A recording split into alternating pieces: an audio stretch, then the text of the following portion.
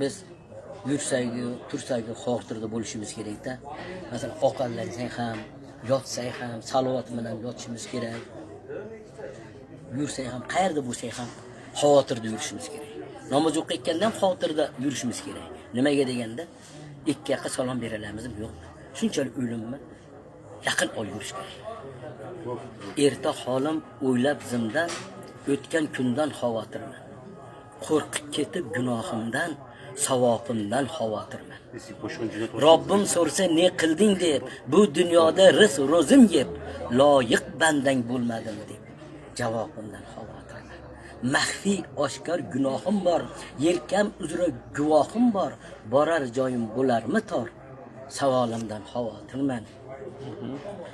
Mahshar shiddat maydonida, haqiqatning makonida, amallarning mezonida hisobimdan xavotirman. Turli savollar qiynar meni, vaqtinchadir dunyo zari, umrim o'tib borgan sari soatimdan xavotirman. Yo Rab, o'zing ayla rahim, iblisga do'st, nafsim g'anim, o'zing qo'lla, o'zing karim, poyonimdan xavotirman. Shunday bir xavotirda yurishimiz kerak hammamiz. Alhamdulillah robbil alamin.